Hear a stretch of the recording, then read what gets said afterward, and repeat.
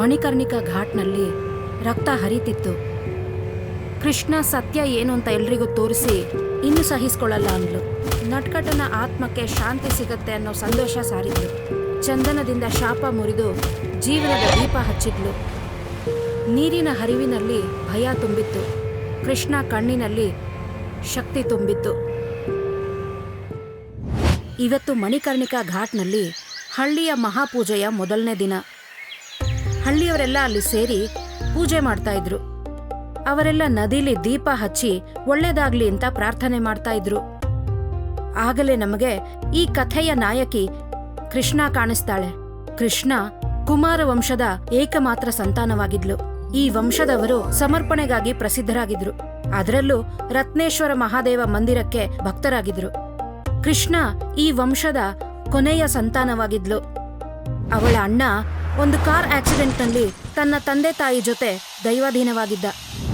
ಆಗಿಂದ ಕೃಷ್ಣ ತನ್ನ ಅಜ್ಜಿಯ ಜೊತೆ ಜೀವನ ಸಾಗಿಸ್ತಾ ಇದ್ಲು. ಕೃಷ್ಣ ಥೆನಟಾಲಜಿ ಬಗ್ಗೆ ಓದ್ತಾ ಇದ್ಲು. ಅವಳಿಗೆ ಜೀವನದ ನಂತರದ ವಿಷಯಗಳ ಬಗ್ಗೆ ಇಂಟ್ರೆಸ್ಟ್ ಇತ್ತು. ಸ್ವಲ್ಪ ಹೊತ್ತಿನ ನಂತರ ಕೃಷ್ಣ ಶಿವನ ಲಿಂಗದ ಮುಂದೆ ನಿಂತು ಪ್ರಾರ್ಥನೆ ಮಾಡ್ತಾ ಇರ್ತಾಳೆ. ಉಳಿದ ಜನರೆಲ್ಲ ಅಲ್ಲಿಗೆ ಬಂದು ಪೂಜೆ ಮಾಡ್ತಾರೆ. ಸ್ವಲ್ಪ ಹೊತ್ತಾದ್ಮೇಲೆ ಕೃಷ್ಣ ಕಣ್ಣು ಬಿಡ್ತಾಳೆ. ಅವಳಿಗೆ ಎದುರುಗಡೆ ಒಂದು ಬೆಂಚ್ ಮೇಲೆ ಕೂತ ಒಬ್ಬ ಮಹಿಳೆ ಕಾಣಿಸ್ತಾಳೆ. ಅವಳ ಚರ್ಮ ಸುಕ್ಕುಗಟ್ಟಿ ಹೋಗಿತ್ತು. ಅವಳ ಕೂದಲೆಲ್ಲ ಮುಖದ ಮುಂದೆ ಹರಡಿಕೊಂಡಿತ್ತು. ಕೃಷ್ಣ ಶಾಂತವಾಗಿ ಆ ಮಹಿಳೆನ ನೋಡ್ತಾಳೆ. ಏನು ನಿಮ್ಮ ಹೆಸರು?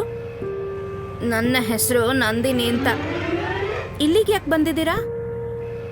ನಾನು ಹೋದ್ಮೇಲೆ ನನ್ನ 2 ಮಕ್ಕಳು ಆಸ್ತಿಗೋಸ್ಕರ ಒಬ್ರನ್ನೊಬ್ರು ಕೊಲ್ಲಬೇಕು ಅಂತ ಇದ್ದಾರೆ. ನಾನು ನಿಮ್ಮನ್ನ ಬೇಡ್ಕೋತೀನಿ, ನನಗೆ ಸಹಾಯ ಮಾಡಿ. ಅದೇ ದಿನ ಕೃಷ್ಣ 2 ಅಣ್ಣ ತಮ್ಮಂದಿರ ಜೊತೆ ಕೂತಿರ್ತಾಳೆ. ಅವಳು ಆ ದಿನ ಮಂದಿರದಲ್ಲಿ ನೋಡಿದ ಆ ಮಹಿಳೆಯ ಮಕ್ಕಳೇ ಇವರಿಬ್ರು. ನಾನು ಯಾವಾಗ್ಲೂ ಯೋಚನೆ ಮಾಡ್ತಿದ್ದೆ, ನನ್ನ ಮಕ್ಕಳು ಯಾವಾಗ್ಲೂ ಜೊತೆಗಿರ್ತಾರೆ ಅನ್ಕೊಂಡಿದ್ದೆ. ನಾನು ಅವರಿಬ್ಬರನ್ನ ಬೆಳೆಸಿದ ರೀತಿನ ಯಾವಾಗ್ಲೂ ನೆನ್ಪಿಟ್ಕೋತಾರೆ ಅನ್ಕೊಂಡಿದ್ದೆ. ನೀನು ಹೋಗಿ ಅವರಿಬ್ಬರಿಗೂ ಅವರ ಅಮ್ಮನ ಕೊನೆಯ ಆಸೆ ಬಗ್ಗೆ ಹೇಳು, ನಂಗೆ ಸಹಾಯ ಮಾಡು. ಅಣ್ಣ ತಮ್ಮಂದಿರಿಬ್ರಿಗೂ ಈ ವಿಷಯ ಕೇಳಿ ಕಣ್ಣಲ್ಲಿ ನೀರು ಬರುತ್ತೆ. ಅವರಿಬ್ರು ಎದ್ದು ಒಬ್ರನ್ನೊಬ್ರು ಅಪ್ಕೋತಾರೆ. ಕೃಷ್ಣ ಶಾಂತವಾಗಿ ಅಲ್ಲೇ ಕೂತಿರ್ತಾಳೆ. ಆಗ ದೃಶ್ಯ ಬದಲಾಗುತ್ತೆ. ನಾವು ಆ ಮಹಿಳೆನ ಗೋಡೆ ಮೇಲಿನ ಫೋಟೋದಲ್ಲಿ ನೋಡ್ತೀವಿ. ಅದರ ಮೇಲೆ ಹಾರ ಹಾಕಿರುತ್ತೆ. ಆಗ ನಮಗೆ ಅರ್ಥ ಆಗತ್ತೆ, ಕೃಷ್ಣ ಸಾಮಾನ್ಯವಾದ ಹುಡುಗಿ ಅಲ್ಲ. ಅವಳಿಗೆ ಯಾರು ಈ ಪ್ರಪಂಚದಿಂದ ಹೊರಟು ಹೋಗಿದಾರೋ ಅವರ ಜೊತೆ ಮಾತಾಡುವಂತಹ ಶಕ್ತಿ ಇದೆ. ಕೃಷ್ಣ ಕಣ್ಣುಗಳು ಇವರ ಮಿಲನ ನೋಡಿ ಸಮಾಧಾನವಾಗಿ ಹೊಳೆಯುತ್ತಿದೆ. ಸ್ವಲ್ಪ ಹೊತ್ತಾದ್ಮೇಲೆ ಕೃಷ್ಣ ಅಜ್ಜಿ ಅಡಿಗೆ ಮನೆಯಲ್ಲಿ ಅಡಿಗೆ ಮಾಡ್ತಾ ಇರ್ತಾರೆ. ಆಗ ಕೃಷ್ಣ ಹಿಂದಿನ ಟೇಬಲ್ ಮೇಲೆ ಕೂತು ತರಕಾರಿ ಹೆಚ್ಚುತ್ತಾ ಇದ್ದಾಳೆ. ಮಗಳೇ, ಇನ್ನೂ ಎಷ್ಟೊತ್ತಾಗುತ್ತೆ? ಕೃಷ್ಣ ತರಕಾರಿ ಹೆಚ್ಚಿದ ತಟ್ಟೆನ ತಂದು ತನ್ನ ಅಜ್ಜಿಗೆ ಕೊಡ್ತಾಳೆ. ತಗೊಳ್ಳಿ ಅಜ್ಜಿ, ಆಯ್ತು. ನೀನು ನಮ್ಮನೆಗೆ ಬಂದಾಗಿಂದ ನಂಗೆ 2 ಕೈ ಜಾಸ್ತಿ ಆಗೋಗಿದೆ. ಅಜ್ಜಿ, ಸುಮ್ನೆ ಹೇಳ್ಬೇಡಿ. ನಿಜ ಹೇಳ್ತಾ ಇದ್ದೀನಿ ಮಗಳೇ, ನನ್ನ ಪರಿವಾರ ಪೂರ್ತಿ ಜೊತೆಗಿದ್ದಿದ್ರೆ ಚೆನ್ನಾಗಿರ್ತಿತ್ತು. ನಾನು ಅವರನ್ನ ಅವತ್ತು ಅಲ್ಲಿಗೆ ಹೋಗಕ್ ಬಿಡಬಾರ್ದಾಗಿತ್ತು. ಕೃಷ್ಣ ತನ್ನ ಅಜ್ಜಿನ ಅಪ್ಕೋತಾಳೆ. ಅಜ್ಜಿ, ನಾನ್ ನಿಮ್ಗೆ ಹೇಳಿದ್ದೆ ಅಲ್ವಾ, ನೀವ್ ಆ ವಿಷಯದ ಬಗ್ಗೆ ಯೋಚನೆ ಮಾಡಬೇಡಿ. ಅದು ನಿಮ್ಮ ತಪ್ಪಲ್ಲ. ಅದೆಲ್ಲ ಒಂದು ಆಕ್ಸಿಡೆಂಟ್ ಅಷ್ಟೇ. ಮತ್ತೆ ನಿಜ ಹೇಳ್ಬೇಕಂದ್ರೆ ಅಪ್ಪ ಅಮ್ಮಂಗೆ ನಿಮ್ಮೇಲೆ ಕೋಪನೇ ಇಲ್ಲ. ಕೃಷ್ಣ ಅಜ್ಜಿ ಸರಿ ಅಂತ ತಲೆ ಆಡಿಸ್ತಾರೆ. ಕೃಷ್ಣ ಕೂಡ ತಲೆ ಆಡಿಸಿ ಉತ್ತರ ಕೊಡ್ತಾಳೆ. ಆ ರಾತ್ರಿ ಇಲ್ಲಿಗೆ ಮುಗಿಯತ್ತೆ.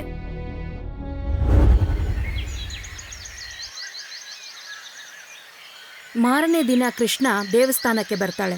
ಅಲ್ಲಿ ಅವಳೆದುರಿಗೆ ಒಬ್ಬ ವ್ಯಕ್ತಿ ಕೂತಿರೋದು ಕಾಣಿಸುತ್ತೆ. ಅವನ ಶರ್ಟ್ ಪೂರ್ತಿ ರಕ್ತದಿಂದ ತುಂಬಿರುತ್ತೆ. ಮತ್ತೆ ಅವನ ಶರ್ಟ್ ಜೇಬಿಂದ ಒಂದು ತಾಳಿ ಹೊರಗಡೆ ಕಾಣಿಸ್ತಿರುತ್ತೆ. ಅವನು ನೇರವಾಗಿ ಕೃಷ್ಣ ಕಣ್ಣಲ್ಲಿ ಕಣ್ಣಿಟ್ಟು ನೋಡ್ತಾನೆ.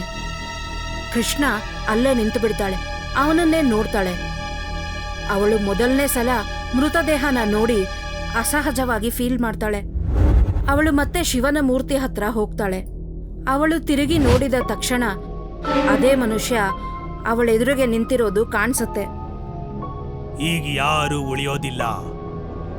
ಕೃಷ್ಣ ಅವನನ್ನ ನೋಡಿ ಹೆದರಿ ಕಂಗಾಲಾಗ್ತಾಳೆ. ಮರುಕ್ಷಣನೇ ಕೃಷ್ಣ ಅವಳ ಮಂಚದಲ್ಲಿ ಎಚ್ಚರ ಆಗ್ತಾಳೆ. ಭಯದಿಂದ ನಡುಗ್ತಾ ಇರ್ತಾಳೆ. ಅವಳು ಗಾಬರಿಯಿಂದ ಎಲ್ಲ ಕಡೆ ನೋಡ್ತಾಳೆ. ಮತ್ತೆ ಇದೆಲ್ಲ ಬರೀ ಒಂದು ಕನಸು ಅಂತ ಅರ್ಥ ಮಾಡ್ಕೋತಾಳೆ. ಅವಳು ಆ ಕನಸನ್ನ ಇಗ್ನೋರ್ ಮಾಡ್ತಾಳೆ. ದೀರ್ಘವಾಗಿ ಉಸಿರಾಡಿ ಶಾಂತವಾಗ್ತಾಳೆ. ಅವತ್ತು ಬೆಳಗ್ಗೆ ಕೃಷ್ಣ ಟೇಬಲ್ ಮೇಲೆ ಕೂತಿರ್ತಾಳೆ. ಅವಳ ಅಜ್ಜಿ ಅವಳಿಗೆ ತಿಂಡಿ ತಂದ್ಕೊಡ್ತಾಳೆ. ಕೃಷ್ಣ ಏನೋ ಯೋಚನೆ ಮಾಡ್ತಾ ಇರ್ತಾಳೆ. ಅಜ್ಜಿ ಅವಳನ್ನ ನೋಡ್ತಾಳೆ. ಅಜ್ಜಿ ಅವಳನ್ನ ಕೇಳ್ತಾಳೆ, ಏನಾಯ್ತು ಮಗಳೇ? ಏನೂ ತೊಂದರೆ ಇಲ್ಲ ತಾನೆ? ಏನಿಲ್ಲ ಅಜ್ಜಿ, ಆ ಕೆಟ್ಟ ಕನಸು ಮತ್ತೆ ಬೀಳಕ್ಕೆ ಶುರುವಾಗಿದೆ. ಅದ್ರ ಬಗ್ಗೆನೇ ಸ್ವಲ್ಪ ಯೋಚನೆ ಮಾಡ್ತಿದ್ದೆ. ಯಾವ ಕನಸು? ಅದೇ ನಟ್ಕಟ ಬಗ್ಗೆ. ಏನು? ಅದೇಗ್ ಸಾಧ್ಯ? ನಂಗೂ ಗೊತ್ತಿಲ್ಲ ಅಜ್ಜಿ. ಆದ್ರೆ ಏನು ಅನಾಹುತ ಆಗ್ಬಾರ್ದು ಅಂತ ದೇವರಲ್ಲಿ ಪ್ರಾರ್ಥನೆ ಮಾಡ್ತೀನಿ. ದೇವರ ಮೇಲೆ ನಂಬಿಕೆ ಇಡು ಮಗಳೇ, ಎಲ್ಲ ಸರಿ ಹೋಗುತ್ತೆ. ಕೃಷ್ಣ ಅದಕ್ಕೊಪ್ಪಿ ತಲೆ ಆಡಿಸ್ತಾಳೆ. ಆಮೇಲೆ ಅವಳ ತಿಂಡಿ ಮುಗಿಸ್ತಾಳೆ. ಅದೇ ದಿನ ನದಿಯಲ್ಲಿ ದೀಪ ಹಚ್ಚಕ್ಕೆ ಹೋಗಿದ್ದ ಇಬ್ಬರ ಹೆಂಗಸರು ನದಿ ನೀರಲ್ಲಿ ಅದೇ ವ್ಯಕ್ತಿಯನ್ನ ನೋಡ್ತಾರೆ. ಅವರಿಬ್ರು ಹೆದರ್ಕೊಂಡು ಜೋರಾಗಿ ಕಿರುಚ್ಕೋತಾರೆ. ಅವರಿಬ್ರು ಕಿರುಚ್ಕೊಂಡು ಅಲ್ಲಿಂದ ಓಡ್ತಾರೆ. ಆಗ ಜನ ಎಲ್ಲ ಅಲ್ಲಿ ಬಂದು ಸೇರ್ತಾರೆ. ಅದೇ ಜಾಗಕ್ಕೆ ಕೃಷ್ಣ ಬಂದು ಸೇರ್ತಾಳೆ. ಏನಾಯ್ತು ನಿಮ್ಮಿಬ್ರಿಗೆ? ಒಬ್ಬ ಮಹಿಳೆ ನೀರಿನ ಕಡೆ ತೋರಿಸ್ತಾಳೆ. ಅಲ್ಲೀಗ ಏನೂ ಕಾಣಿಸ್ತಿಲ್ಲ. ಆದ್ರೆ ಅದೇ ತಾಳಿ ನೀರಿನಲ್ಲಿ ಹರಿದು ಹೋಗ್ತಾ ಇರೋದನ್ನ ಕೃಷ್ಣ ನೋಡ್ತಾಳೆ. ಆ ತಾಳಿ ನಟ್ಕಟ ಜೇಬಲ್ಲಿ ನೇತಾಡ್ತಾ ಇತ್ತು. ಆಗ ತಳಭಾಗದಿಂದ ಸ್ವಲ್ಪ ರಕ್ತ ಮೇಲೆ ಹರಿತು. ಇನ್ನೊಂದು ಕಡೆ ಕೃಷ್ಣ ಅಜ್ಜಿ ಟೇಬಲ್ ಮೇಲೆ ಕೂತು ಓದ್ತಾ ಇರ್ತಾರೆ. ಆಗ ಇದ್ದಕ್ಕಿದ್ದಂಗೆ ಒಂದು ಭಯಂಕರ ದೃಶ್ಯ ನೋಡ್ತಾರೆ. ಪೇಜ್ ತಿರುಗಿಸುವಾಗ ಅವರ ಕೈ ನಡಗಕ್ಕೆ ಶುರುವಾಗುತ್ತೆ. ಅವರ ಹಿಂದಿನ ಜೀವನದ ಕೆಲವು ದೃಶ್ಯಗಳು ಕಾಣಿಸುತ್ತೆ. ಅವರಿಗೆ ಮೂಲ್ಚಂದ್ ಅನ್ನೋ ಹೆಸರಿನ ಒಬ್ಬ ಮನುಷ್ಯನ ದೇಹ ಘಾಟ್ ಹತ್ರ ಕಾಣಿಸುತ್ತೆ. ಅವನ ಮುಖ ಜಜ್ಜಿ ಹೋಗಿರುತ್ತೆ. ಮತ್ತೆ ಅವನ ಶರ್ಟ್ ಜೇಬಿಂದ ಒಂದು ತಾಳಿ ನೇತಾಡ್ತಿರುತ್ತೆ. ಆ ದೃಶ್ಯ ನೋಡಿ ಅಜ್ಜಿ ಕಣ್ಣಲ್ಲಿ ನೀರು ಸುರಿಯುತ್ತೆ. ಮತ್ತವರು ಪುಸ್ತಕ ಮುಚ್ಚಿಟ್ಬಿಡ್ತಾರೆ. ಅವರಲ್ಲಿಂದ ಎದ್ದು ತನ್ನ ರೂಮ್ ಕಡೆಗೆ ಹೋಗುವಾಗ ಕೃಷ್ಣ ಮನೆಗೆ ಬರ್ತಾಳೆ. ಅಜ್ಜಿ ಹೆದರ್ಕೊಂಡು ಹೋಗ್ತಿರೋದನ್ನ ಕೃಷ್ಣ ನೋಡ್ತಾಳೆ. ಅಜ್ಜಿ, ಅಜ್ಜಿ ಏನಾಯ್ತು? ಅಜ್ಜಿ ಅಲ್ಲೇ ಮೆಟ್ಲ ಮೇಲೆ ಕೂತ್ಕೋತಾರೆ. ಮತ್ತೆ ಅಳಕ್ಕೆ ಶುರು ಮಾಡ್ತಾರೆ. ಕೃಷ್ಣ ಅವರ ಹತ್ರ ಬಂದು ಕೂತ್ಕೋತಾಳೆ. ಅಜ್ಜಿ ಏನಾಯ್ತು? ನೀವು ಹುಷಾರಾಗಿದ್ದೀರಲ್ವಾ? ಏನಾಯ್ತು ಹೇಳಿ.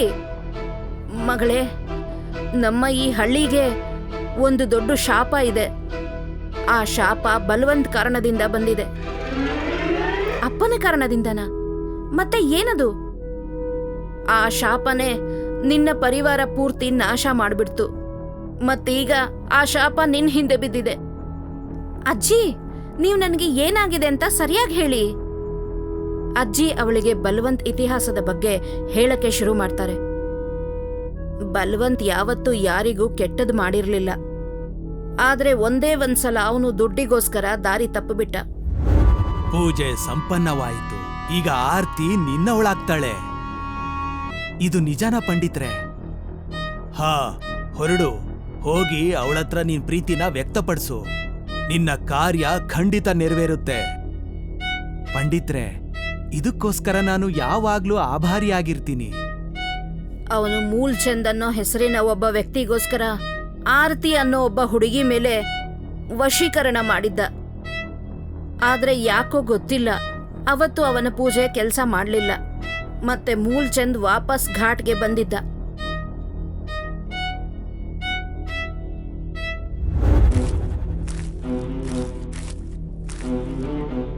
ಢೋಂಗಿ ಪಂಡಿತ, ನೀನ್ ಹೇಳಿದ್ದೆ ಆರ್ತಿ ನನ್ನವಳಾಗ್ತಾಳೆ ಅಂತ. ಅದಕ್ಕೆ ನೀನು ನನ್ನ ಹತ್ರ 20 ಲಕ್ಷನೂ ತಗೊಂಡೆ. ಆದ್ರೆ ಆ ರೀತಿ ಆಗ್ಲೇ ಇಲ್ಲ. ನಾನ್ ನಿನ್ನನ್ನ ಬಿಡೋದಿಲ್ಲ. ಬಲ್ವಂತ್ ಒಬ್ಬ ತುಂಬಾ ದೊಡ್ಡ ಸಾಧು ಆಗಿದ್ದ. ಅವನ ಭಕ್ತರು ಅವನನ್ನ ಬೈತಿದ್ದನ್ನ ನೋಡಕ್ಕಾಗ್ಲಿಲ್ಲ. ಅವನು ಬಲ್ವಂತ್ಗೆ ಹೊಡೆಯೋದಕ್ಕೆ ಮುಂದೆ ಬಂದ ತಕ್ಷಣ ಅಲ್ಲಿದ್ದ ಜನ ಎಲ್ಲ ಸೇರಿ ಅವನನ್ನ ಹೊಡೆದು ಸಾಯಿಸ್ಬಿಟ್ರು. ಅಜ್ಜಿ ಮೆಟ್ಲ ಮೇಲೆ ಕೂತ್ಕೊಂಡು ಅಳುತ್ತಾ ಕೃಷ್ಣಗೆ ಇದನ್ನೆಲ್ಲ ಹೇಳಿದ್ರು. ಅದನ್ನೆಲ್ಲ ಕೇಳಿ ಕೃಷ್ಣಗೂ ಕಣ್ಣಲ್ಲಿ ನೀರ್ ಬಂತು. ಬಲ್ವಂತ್ ಅವನ ಹತ್ರ ದುಡ್ಡು ಖಂಡಿತ ತಗೊಂಡಿದ್ದ. ಆದ್ರೆ ಅವನು ನಮ್ಗೆ ಯಾವತ್ತೂ ಹೇಳೇ ಇರ್ಲಿಲ್ಲ. ಅವನು ಆ ದುಡ್ಡನ್ನೆಲ್ಲ ಏನ್ ಮಾಡ್ದ ಅಂತ ಗೊತ್ತಿಲ್ಲ. ಅವನ ಆತ್ಮ ವಾಪಸ್ ಬಂದು ಬಲ್ವಂತ್ಗೆ ಹಿಂಸೆ ಕೊಡಕ್ಕೆ ಶುರು ಮಾಡಿತ್ತ. ಆ ನಟ್ಕಟಿ ಆತ್ಮದಿಂದ ಬಿಡಿಸ್ಕೊಳ್ಳೋದಕ್ಕೋಸ್ಕರನೇ ಅವರೆಲ್ಲ ದೇವಸ್ಥಾನಕ್ಕೆ ಹೊರಟಿದ್ರು. ಆದ್ರೆ ಅವರೆಲ್ಲ ದೇವಸ್ಥಾನ ತಲುಪೋದಕ್ಕೂ ಮೊದ್ಲೇ ನಟ್ಕಟಿ, ನೀವೆಲ್ಲ ಈ ವಿಷಯನ ನನ್ನ ಹತ್ರ ಯಾಕೆ ಮುಚ್ಚಿಟ್ರಿ? ಇದೆಲ್ಲ ನಡೆದಾಗ ನೀನ್ ತುಂಬಾ ಚಿಕ್ಕವಳಾಗಿದ್ದೆ ಮಗಳೇ. ನಿನಗೆ ಈ ವಿಷಯದ ಬಗ್ಗೆ ಗೊತ್ತಾಗೋದು ಬಲ್ವಂತ್ಗೆ ಇಷ್ಟ ಇರಲಿಲ್ಲ. ಆದ್ರೆ ಇದೆಲ್ಲ ಇಷ್ಟು ವರ್ಷದ ಮೇಲೆ ಯಾಕೆ? ಇಷ್ಟು ವರ್ಷ ಅವನ ಆತ್ಮ ಎಲ್ಲಿತ್ತು? ಆ ಮೂಲ್ಚಂದ್ ಆತ್ಮ ಕೇವಲ ಕನ್ಯೆ ಹುಡುಗಿರನ್ನ ಅದರ ಶಿಕಾರಿ ಮಾಡ್ಕೋತಾನೆ. ಮುಂದೆ ಬರ್ತಾ ಇರೋ ಗಂಗಾ ಪೂಜೆ ಅವನಿಗೆ ದೊಡ್ಡ ದಿನ ಆಗಿರುತ್ತೆ. ಅವನು ಅವನ ಬೇಟೆಯ ಕೊನೆ ದಿನ ಮಾಡ್ತಾನೆ. ಬಹುಶಃ ಅದಕ್ಕೆ ಅವನಿಗಾದ ಅನ್ಯಾಯಕ್ಕೆ ಕನ್ಯೆ ಹುಡುಗಿರನ್ನೆಲ್ಲ ಅವನ ಕೈವಶ ಮಾಡ್ಕೊಂಡು ಸೇಡ್ ತೀರಿಸ್ಕೋತಾನೆ. ಇದು ನಿಜ ಆಗಿದ್ರೆ ನಾನು ಅವನನ್ನ ಎದುರಿಸ್ತೀನಿ. ನಮ್ಮ ಊರನ್ನ ಈ ಶಾಪದಿಂದ ಬಿಡುಗಡೆ ಮಾಡ್ತೀನಿ. ಬೇಡ ಬೇಡ ಮಗಳೇ, ನೀನ್ ಅಂಥ ಕೆಲಸ ಯಾವುದು ಮಾಡಬಾರ್ದು. ನೀನು ನಮ್ಮ ವಂಶದಲ್ಲಿ ಉಳಿದಿರೋ ಕೊನೆ ದೀಪ. ಒಂದು ವೇಳೆ ನಿಂಗೇನಾದ್ರೂ ಆದ್ರೆ ನಾನು ನನ್ನ ಯಾವತ್ತೂ ಕ್ಷಮಿಸಕ್ಕಾಗಲ್ಲ. ಅಜ್ಜಿ, ನನಗೇನೂ ಆಗಲ್ಲ, ನೀವೇನೂ ಯೋಚನೆ ಮಾಡಬೇಡಿ. ಅಜ್ಜಿ ಅವಳನ್ನ ನೋಡ್ತಾಳೆ, ಮತ್ತೆ ಅವಳನ್ನ ಗಟ್ಟಿಯಾಗಿ ಅಪ್ಕೋತಾಳೆ. ಅವತ್ತು ರಾತ್ರಿ ದೇವಸ್ಥಾನ ಶಾಂತವಾಗಿತ್ತು, ಮತ್ತೆ ತಂಪಾದ ಗಾಳಿ ಆ ರಾತ್ರಿಯಲ್ಲಿ ಮೆಲ್ಲಗೆ ಬೀಸ್ತಾ ಇತ್ತು. ಕೃಷ್ಣ ದೇವಸ್ಥಾನಕ್ಕೆ ಬಂದಾಗ ಇದು ಮೊದಲನೇ ಸಲ ಅಲ್ಲ ಅವಳು ಇಷ್ಟು ಹೊತ್ತಲ್ಲಿ ದೇವಸ್ಥಾನಕ್ಕೆ ಬರ್ತಿರೋದು. ಇದಕ್ಕೂ ಮೊದಲು ಕೂಡ ಅವಳು ತುಂಬಾ ಸಲ ಇಲ್ಲಿಗೆ ಬಂದು ಆತ್ಮಗಳ ಜೊತೆ ಮಾತಾಡಿದಾಳೆ. ಆದ್ರೆ ಈ ಬಾರಿ ಅವಳು ತನಗೋಸ್ಕರ ಹೋರಾಡ್ತಿದ್ದಾಳೆ. ಅವಳು ದೇವಸ್ಥಾನದ ಪ್ರಾಕಾರದಲ್ಲಿ ಕೂತ್ಕೊಂಡು ಧ್ಯಾನ ಮಾಡ್ತಾಳೆ. ಅವಳು ಪವಿತ್ರವಾದ ಶ್ಲೋಕಗಳನ್ನ ಉಚ್ಚಾರಣೆ ಮಾಡ್ತಾಳೆ. ಸ್ವಲ್ಪ ಹೊತ್ತಲ್ಲೇ ಅವಳಿಗೆ ಅನುಭವ ಆಗುತ್ತೆ. ಅವಳ ಮುಂದೆ ಒಂದು ನೆರಳು ಪ್ರತ್ಯಕ್ಷ ಆಗ್ತಿದೆ ಅನಿಸುತ್ತೆ. ಅವಳು ಕಣ್ಣು ಬಿಡ್ತಾಳೆ. ತನ್ನ ಮುಂದೆ ನಿಂತಿರೋದು ಬೇರೆ ಯಾರೂ ಅಲ್ಲ, ಅದೇ ನಟ್ಕಟ್ ಅಂತ ಗೊತ್ತಾಗುತ್ತೆ. ಅವನ ಮುಖ ವಿಕೃತವಾಗಿತ್ತು. ಮತ್ತೆ ಈ ರೂಪದಲ್ಲಿ ಯಾಕೆ ಬಂದಿದ್ಯಾ? ನಿಮ್ಮ ಅಪ್ಪ ನನ್ನ ಹತ್ರ ಸುಳ್ಳು ಹೇಳ್ದ, ನನಗೆ ಮೋಸ ಮಾಡ್ದ. ಅವ್ರ ಭಕ್ತರೆಲ್ಲ ಸೇರ್ಕೊಂಡು ನನ್ನನ್ನ ಸಾಯಿಸ್ಬಿಟ್ರು. ನಿಮ್ಮಪ್ಪ ಮತ್ತೆ ಊರಿನ ಜನಗಳ ಕೋಪಕ್ಕೆ ಶಿಕ್ಷೆ. ಈ ಊರಿನ ಎಲ್ಲಾ ಕನ್ಯೆಯರು ಅದನ್ನ ಅನುಭವಿಸ್ಬೇಕಾಗುತ್ತೆ. ನಮ್ಮಪ್ಪ ಏನ್ ಮಾಡಿದ್ರು ನಿಂಗೆ? ಅವರು ನನ್ನಿಂದ ದುಡ್ಡು ತಗೊಂಡ್ರು, ಮತ್ತೆ ಭಾಷೆ ಕೊಟ್ರು ನಾನು ಯಾವ ಹುಡುಗಿನ ಇಷ್ಟಪಡ್ತೀನೋ ಅವಳು ನನಗೆ ಸಿಗ್ತಾಳೆ ಅಂತ. ಆದ್ರೆ ಆ ರೀತಿ ನಡೀಲೇ ಇಲ್ಲ. ಅವರು ನನಗೆ ಮೋಸ ಮಾಡಿದ್ರು. ಸುಳ್ಳು. ನಟ್ಕಟ ಅವಳ ಕಡೆ ಕೋಪದಿಂದ ನೋಡ್ತಾನೆ. ಆದ್ರೆ ಕೃಷ್ಣ ಮುಖದಲ್ಲಿ ಧೈರ್ಯ ಎದ್ದು ಕಾಣ್ತಿರುತ್ತೆ. ಅದೇ ಸಮಯದಲ್ಲಿ ಅವಳ ಇತಿಹಾಸದ ಎಲ್ಲಾ ಕಥೆ ಮುಂದೆ ಬರುತ್ತೆ. ಅವತ್ತು ಮೂಲ್ಚಂದ್ ಪೂಜೆ ಆದ್ಮೇಲೆ ದೇವಸ್ಥಾನದಿಂದ ಹೊರಟು ಆರತಿ ಮನೆಗೆ ಹೋಗ್ಲಿಲ್ಲ, ಬದಲಾಗಿ ಮುನ್ನಿ ಹಿಂದೆ ಹೋಗಿದ್ದ. ಅವಳೊಬ್ಳು 16 ವರ್ಷದ ಹುಡುಗಿ. ಅವನು ಮೋಸದಿಂದ ಮುನ್ನಿ ವಸ್ತುಗಳನ್ನ ಆರ್ತಿದು ಅಂತ ಹೇಳಿ ವಶೀಕರಣ ಮಾಡಿಸಿದ್ದ. ಇನ್ನೊಂದ್ ಕಡೆ ಬಲವಂತ ದೇವಸ್ಥಾನದಲ್ಲಿ ಧ್ಯಾನ ಮಾಡ್ತಿದ್ದ. ಅಲ್ಲಿ ಅವನಿಗೆ ಈ ದೃಶ್ಯಗಳೆಲ್ಲ ಕಾಣಿಸುತ್ತೆ. ಮೂಲ್ಚಂದ್ ಮಾಡಿದ ಮೋಸ ಅವನಿಗೆ ಗೊತ್ತಾಗತ್ತೆ. ಅವನು ತನ್ನ ವಿಕೃತಿಗೋಸ್ಕರ ಒಂದು ಚಿಕ್ಕ ಹುಡುಗಿನ ವಶೀಕರಣ ಮಾಡ್ಕೊಂಡಿದ್ದ. ಬಲ್ವಂತ್ ಕೋಪದಿಂದ ಹೇಳ್ತಾನೆ, ಮೂಲ್ಚಂದ್, ನೀನು ನನ್ನ ಶುದ್ಧ ಸಾಧನೆನ ತಪ್ಪಾಗಿ ಬಳಸ್ಕೊತಿದ್ಯಾ. ನೀನು ಆರ್ತಿ ಅನ್ನೋ ಹೆಸರನ್ನ ನನ್ನ ಹತ್ರ ಸುಳ್ಳು ಹೇಳ್ದೆ.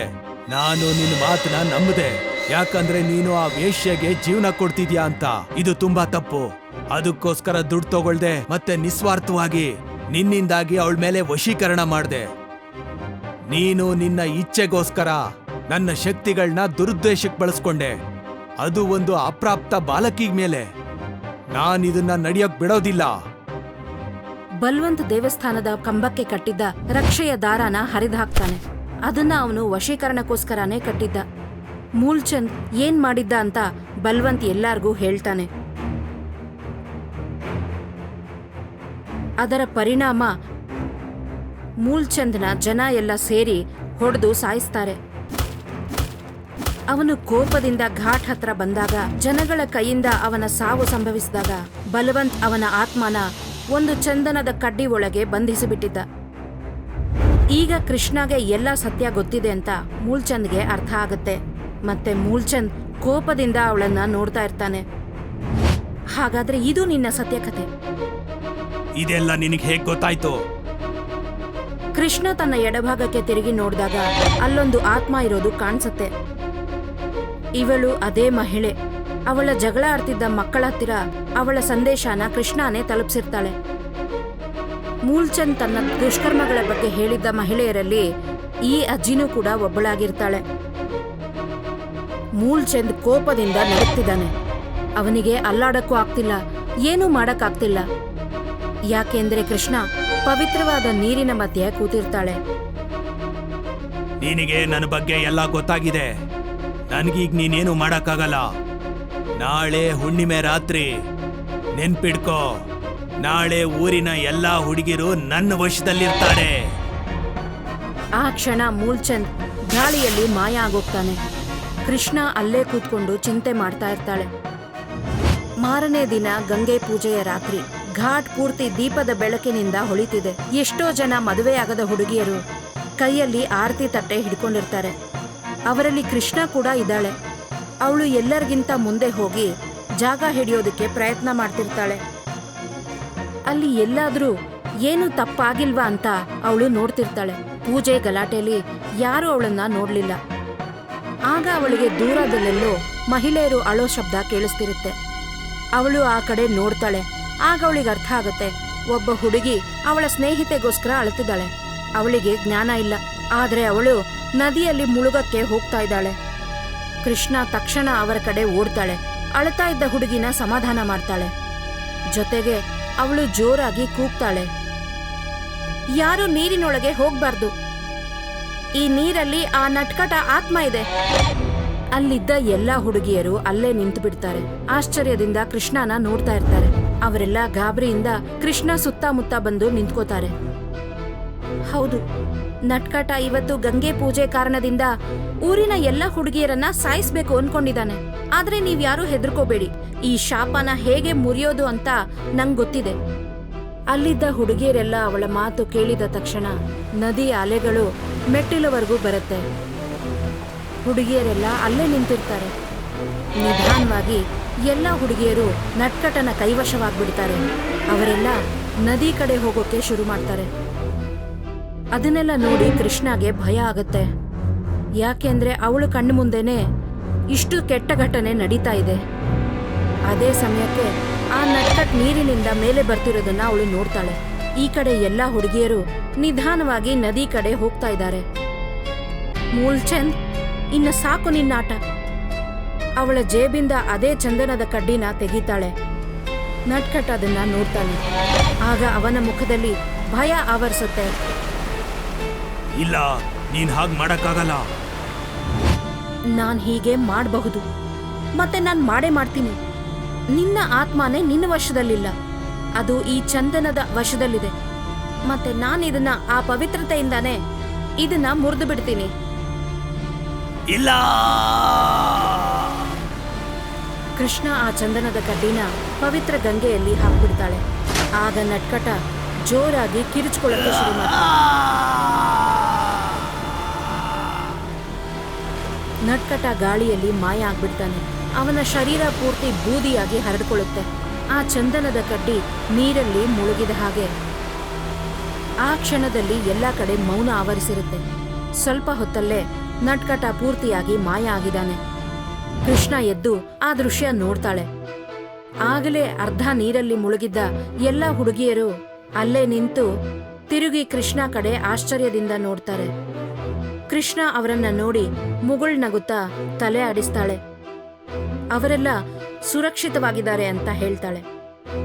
ಕಾಲೋ ಅಸ್ಮಿ ಲೋಕಕ್ಷಿತಿತ್ರ ಪ್ರಮಾಣಂ ಕೃತೆ ಅಧಿಕಂ ಹೃದಯೇನ ಶಾಸ್ತ್ರಂ ತ್ರಿನಾಥ ಲೋಕಂ ಶಕ್ತಿ ಕಾಲಿಂ ದುರ್ಲಭ ದೇವ್ಯಾಂಶ್.